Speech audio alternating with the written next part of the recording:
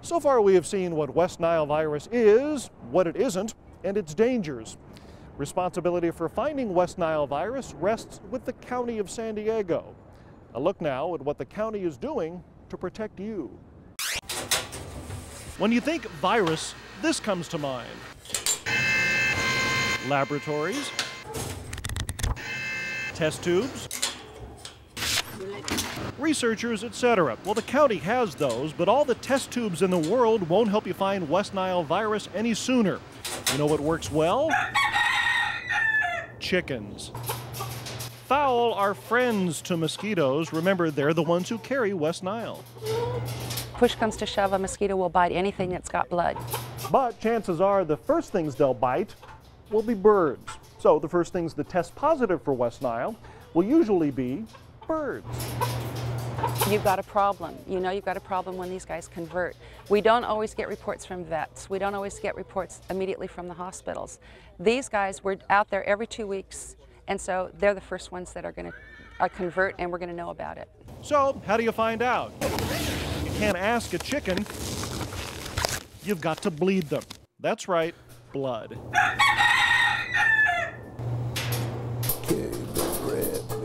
Not a lot, but just enough to test it. It doesn't take long at all. Paul Damos of Environmental Health shows us the way it's done. San Diego County this season will maintain 3 separate flocks in different areas of the county. Get the chicken relaxed, head down, a slight pinprick in the comb. Done. Now you put special filter paper on the comb. This is where you've collected the blood. This has to have the date and then the band number of that particular bird. After the blood is dry like this, you want to attach it to the submission card. And this card has the county's name, identification code, the site code. Each flock will have its own specific site. And then, of course, again, the day that this was bled. The blood sample gets sent to Northern California for testing. The so-called sentinel chickens get bled every couple of weeks year-round. There are 3 of these chicken flocks county-wide, but that's not all. Chickens are not the only weapons in the county's arsenal.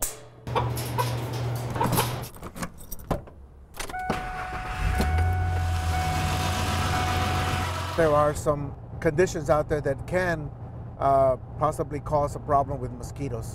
Out there is Mission Trails Regional Park. A haven for nature, from water to waterfowl.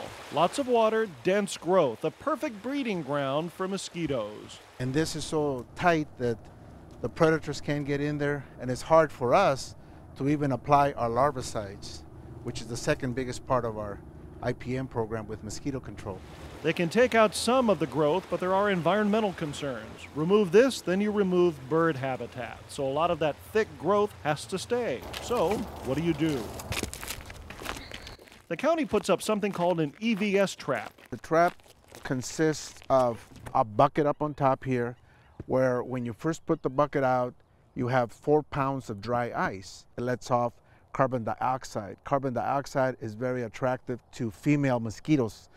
They're looking for that because they have learned that carbon dioxide is a byproduct of respiratory action of warm-blooded animals and birds and, of course, humans. County specialists will put out the trap in the late afternoon when mosquitoes start to get active. The traps get collected the next morning. Sometimes they're full.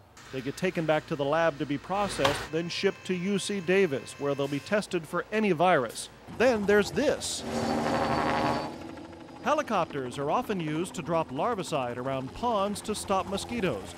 The larvicide is ground up corn cob laced with bacteria, lethal to mosquito larvae, harmless to people and wildlife. But if you can't get up in the air, you can always do this. The county also uses a hovercraft to distribute larvicide. Crews around a pond, the larvicide comes out the back and gets dispersed around the pond's edge in those thick weeds, stopping mosquito larvae.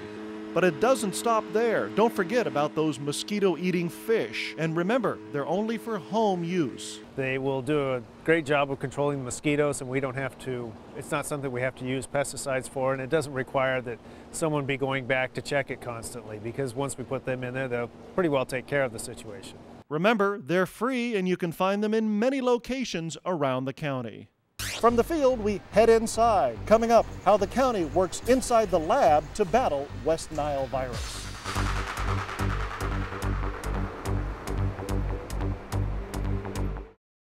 Well, so far we've learned about West Nile virus and what the County of San Diego is doing in the field to stop it. Now, let's go inside. West Nile virus and the laboratory. Living outdoors, San Diego County style. Sand, surf, mountains. A far cry from the sterile world of a lab.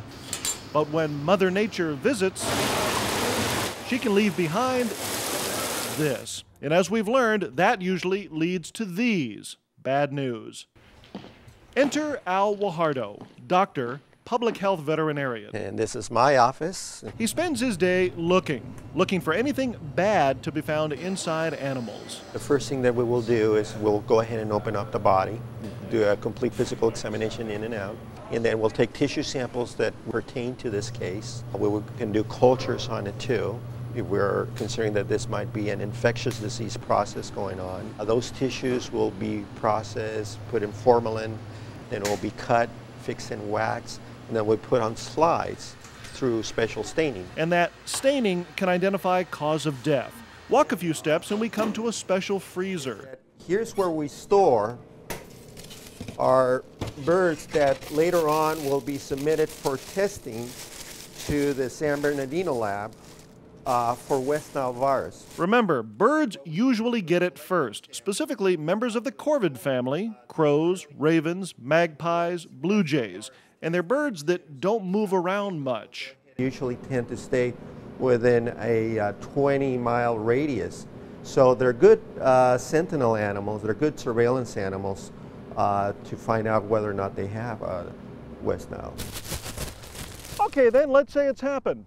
West Nile virus is here, and not just in a bird, but in a person, a human being, inside a hospital. What happens now? We interview that individual immediately. That is, if the person can talk. We expedite testing for West Nile on that patient. And the call would likely come first from a healthcare provider at a hospital.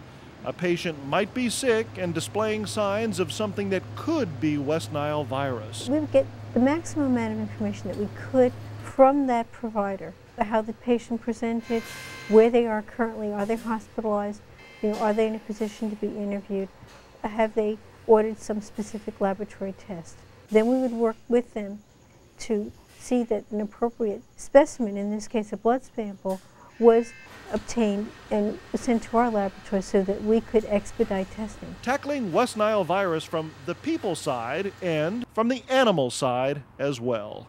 It is plain to see West Nile virus is a concern. Is it time to panic? No, certainly not, but we do need to remain vigilant. And the best way to do that is to educate ourselves about the virus.